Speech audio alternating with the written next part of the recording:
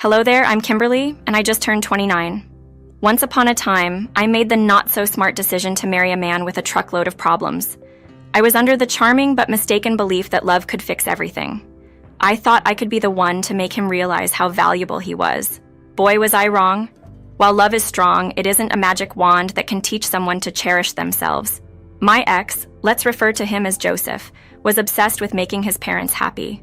And I don't mean the normal kind of wanting to make your parents proud. This deep, engulfing obsession drove every decision he made, almost as though he measured his self-worth through their approval alone. Now, about his parents, whom we'll call Mr. and Mrs. Ellis to keep things anonymous. They were a classic case of parents who didn't really engage with their son's life, leaving him desperate for their attention and approval. It was truly sad to see. I quickly figured out that I couldn't fill the emotional gap left by his parents. What's worse, Joseph had this terrible habit of blowing our savings on whatever his parents wanted. Yes, I'm talking about over-the-top gifts, fancy vacations, and all kinds of splurges that were completely unnecessary. Our money seemed to flow directly into Mr. and Mrs. Ellis's pockets, making their disregard even more frustrating for me. This reckless spending was a constant source of fights between us. It felt like I was competing with his parents for his priorities, and it was draining our marriage. Despite the turmoil and never-ending disagreements, my care for Joseph didn't waver. I hoped he could escape the unrealistic expectations of his parents and discover true joy within himself. Yet it became painfully clear that my love alone wasn't enough to pull him from the grasp of their harmful influence. Brace yourselves, because this roller coaster story takes an even sharper turn. One day, Joseph came to me with a serious look, hinting he had something major to share. Having been through many ups and downs with him, I braced myself for what was next, unaware of the bombshell about to be dropped.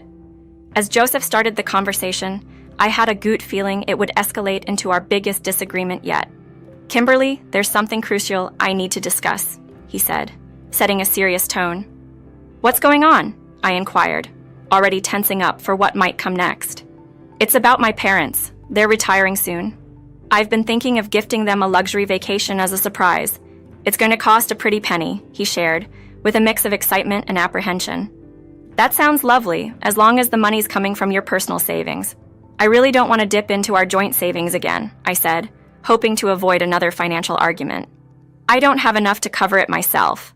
I was hoping to use some of our savings," Joseph admitted, looking hopeful, yet anxious. "Joseph, if it's beyond what we can comfortably afford, maybe we should reconsider the expense," I suggested gently, trying to bring him back to reality. But he quickly lost his cool. "You just don't get it, Kimberly. I love my parents. I want to do something extraordinary for them.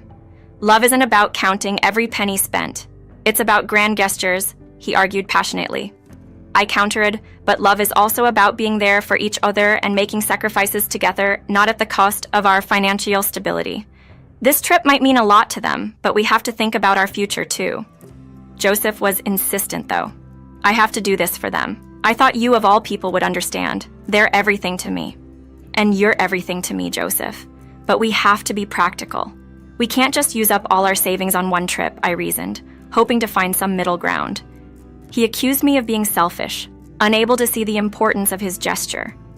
"It's not about being selfish, it's about being sensible and planning for what's ahead," I explained, wondering just how much he planned to spend. When he said he needed all of it, my heart sank. "All of our savings? Joseph, that's just reckless," I said, shocked by the magnitude of his request. "You're being heartless," he retorted, convinced I couldn't understand his desire to please his parents. "No, Joseph, I'm being realistic. We can't afford to give away $85,000 on a whim," I said, my patience wearing thin. His casual mention of getting the money back later only added to my frustration. "Really, Joseph? That's not how this works," I snapped back, my sarcasm barely veiling my disbelief. It was clear we were at an impasse, our views on love, responsibility, and financial security clashing more than ever. The argument reached a fever pitch. Our voices weren't the only things escalating. Suddenly, objects were taking flight, shattering upon impact as if to punctuate our heated exchange. In this chaos, Joseph dropped a bombshell, declaring if I couldn't back him up on this, he wanted a divorce. He probably expected me to panic, to claw desperately at the fragments of our marriage, but I didn't. Instead, I gathered all the serenity and resolve I could muster and simply responded, "Okay, Joseph, if that's truly what you desire." The astonishment on his face was a sight to behold. He had anticipated tears, begging even, but what he got was my unwavering stance. I was done indulging and fostering his fantasies. If he wished to squander his future chasing shadows, he was free to do so without me. I didn't mince my words. I laid it all bare. I made it clear that his endless quest for his parents' approval was as futile as trying to shield oneself from a storm with just an umbrella, an exercise in futility. He attempted to counter, but a simple raise of my hand stopped him cold. I declared my exhaustion from battling for a love ensnared by unrealistic expectations and an unending thirst for validation. "Go ahead, spend your fortune chasing after those who hardly glance your way," I told him, firm in my resolve to end the cycle of letdowns and empty promises. And just like that, the harsh truth struck him, the grim reality of our predicament finally dawning on him. Our marriage had deteriorated into a war zone, and it was time to hoist the white flag, to seek peace on individual paths. A month has passed since the divorce was finalized, and I can honestly say the feeling of liberation is utterly exhilarating. Gone are the days of groveling, no more endless disputes over finances or yearning for approval that was never ours to win. Now I'm breathing freely, liberated from the heavy load of his doubts that once shadowed my days. The sun seems to shine a bit more brightly with each new day. True, Joseph made attempts to sneak back into my life, cloaked in concern and queries about my well-being. Yet I could easily see through his facade. There was no way I was going to fall for his ploys once more. As the saying goes, fool me once, shame on you. Fool me twice, shame on me. I decisively turned away from his efforts to reignite any spark that was once there. I had realized I'd invested too much in trying to repair someone uninterested in changing. It was high time I shifted the focus to my growth and joy. Rebuilding wasn't a walk in the park, let me be clear. Splitting our shared assets and getting accustomed to a different financial reality demanded patience and resilience. I was used to a certain way of living, but adapting wasn't foreign to me. I embraced the hard work required to reconstruct my life anew, discovering a strength and independence I hadn't known was within me. Rekindling old friendships, diving back into hobbies I'd put on the back burner, and discovering new interests made the world feel vast and full of possibilities. I was keen to make the most of this fresh start. Certainly, there were moments filled with self-doubt and solitude, and adjusting to a new budget was a hurdle. The wounds from a dissolved marriage don't heal overnight. Yet, with each day that passed, I found comfort in the fact that I was no longer sacrificing my happiness to cater to someone else's insecurities. The ease with which I moved forward might have been a sign that I had been clinging to a lost cause for too long. It amazed me how much I could achieve once freed from that burden. So, there I was, a month later, still navigating through adjustments but flourishing all the same. Joseph's incessant messaging had taken a new turn. He was now painting himself as the protagonist of a dramatic tale, claiming to be in danger and insisting on a meeting. Exhausted by his constant attempts to contact me, I decided it was time to confront the situation. In the midst of his ongoing messages, I called him. "Joseph, we've been through this. We're divorced. It's time for us to move on," I firmly stated. "Kimberly, please, I just need a moment to explain. I'm in serious trouble and you're the only one I can turn to for help," he implored. Perhaps it was the long absence of his voice, or maybe he truly sounded scared, but against my better judgment, I agreed to meet. "Fine, but we're not meeting at my place. Let's go to that cafe we used to frequent. No tricks. Understood?" I said. "Thank you, Kimberly. I promise. I just need someone to listen. You're the only one who gets me," he replied, sounding relieved. "I know what you're thinking. Kimberly, why would you agree to meet Joseph after everything? Believe me, I question my own decision. Yet there's a part of us that sometimes gives in to a mix of curiosity and a lingering shred of concern, no matter how strong we are." I couldn't ignore his plea, divorced or not. Part of me still cared. So, there we sat, opposite each other in the charming bistro, surrounded by the comforting aroma of coffee. However, not even the pleasant scent could soften the thick air of tension between us. Observing Joseph, with anxiety etched across his face and his attempts to pull at my heartstrings with those sorrowful eyes, was almost amusing. This time, however, I wasn't swayed. Leaning back, I maintained a composed demeanor, ready to hear him out, yet firmly in control. I had every intention of steering this conversation on my terms. Okay, Joseph, you've got my attention for now. What's this danger you've supposedly found yourself in? And just to be clear, playing the hero isn't on my agenda anymore. I'm done cleaning up after your messes, I said, keeping my tone firm yet open. Joseph exhaled deeply, his face a mix of regret and desperation that was almost pitiful to see. However, I steeled myself against any emotional manipulation. I know I've made mistakes before, Kimberly, but this situation is different. I've gotten involved with some seriously bad people. I owe them a lot of money, and they're not known for their patience, he confessed. I couldn't help but raise an eyebrow, skeptical of his dramatic story. Really, Joseph? Dangerous people? Are we revisiting the tale of your imaginary friends who seem to attract trouble? I couldn't hide my disbelief. Joseph's expression shifted to one of hurt and frustration, evidently hoping for a more sympathetic ear. No, Kimberly, this isn't made up. I'm in deep trouble, and coming to you was my last resort. He insisted, his voice laced with desperation. So, let me guess. You spiraled after our divorce, and now you're in debt? Was it that trip you mentioned? I couldn't keep my voice down. Drawing curious glances from other cafe patrons, I shot them an apologetic look, trying to regain my composure.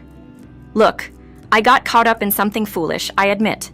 But now I'm in a mess that's bigger than I can handle alone, Joseph admitted, his gaze pleading. My frustration was close to boiling over. How could he waltz back into my life with yet another crisis? Yet, underneath the anger, I couldn't completely ignore the remaining shred of empathy for him. How much are you in for? I asked, bracing myself. $45,000, Joseph responded sheepishly. $45,000? Joseph, are you out of your mind? The cafe's patrons turned their heads, their stares sharp as knives. This time, I didn't bother to offer an apology to the surrounding cafe patrons for my outburst. If they were in my shoes, hearing what I was hearing, they'd likely react the same way. Kimberly, please, I'm begging you. I've got nowhere else to turn. I know I've made a mess of things, but you're the one person who really believed in me, Joseph pleaded, his eyes shining with a sincerity that reminded me of the man I once loved. But those days were long gone, and my priority now was self-preservation, even if it meant walking away from him. Don't pull at my heartstrings, Joseph. It's way too late for that. When you said you needed help, at most $12,000, but $45,000, you've completely lost it, I responded, my voice a mix of disbelief and indignation. Overwhelmed, Joseph began to cry, oblivious to the uncomfortable glances from others. Joseph, calm down. This isn't the place for a scene. What's going to happen if you don't pay this back? I asked, trying to grasp the full extent of his predicament. They're threatening to harm me, Kimberly. I'm not joking. This is really bad, he managed between sobs. Recognizing the gravity of his situation, I softened a bit.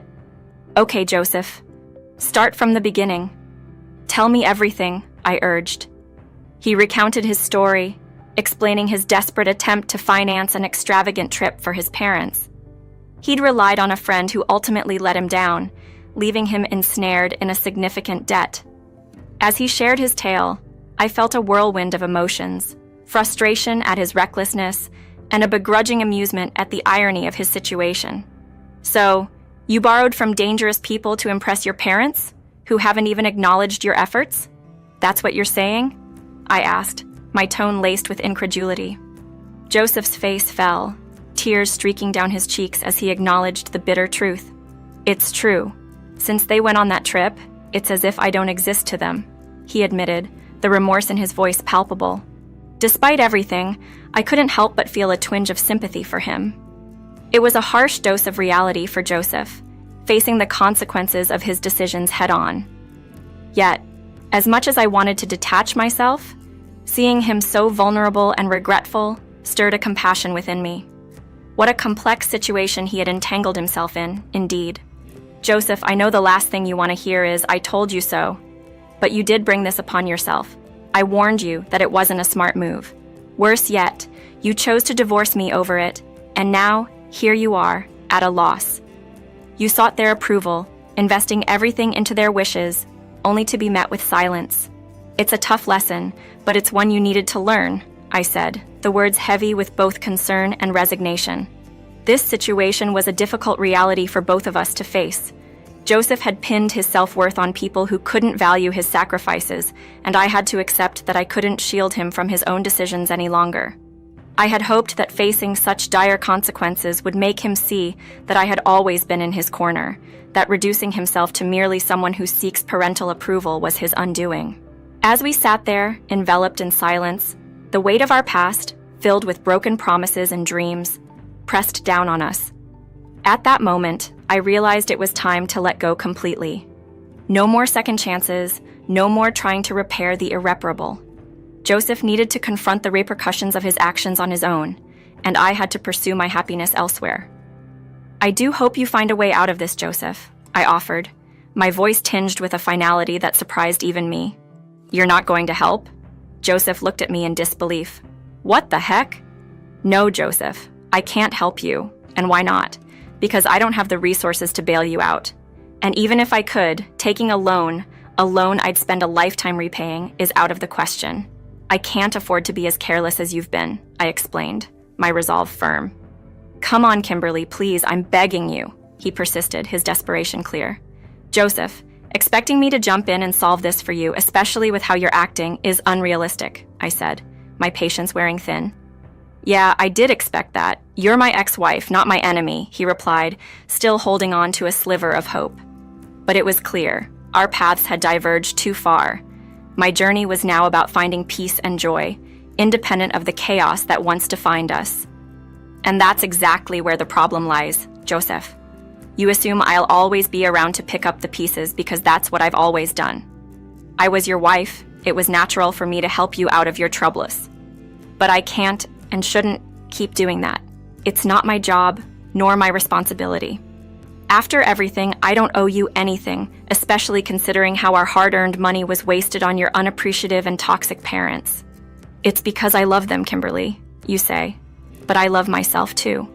And loving myself means doing what's best for me, which includes protecting my well-being. Joseph lowered his gaze, a sign of concession, understanding that the assistance he sought wouldn't come from me. Since it seems you're out of options, I'll offer you one piece of advice. Leave. Move somewhere far away where they can't reach you. If that's not something you can manage, then I'm not sure what more you expect from me. He sat there, silent, his demeanor shifting to one of irritation, seemingly upset by my firm stance on not rescuing him this time. It's time for us to go our separate ways, Joseph. I can't allow myself to be pulled back into the turmoil of your life.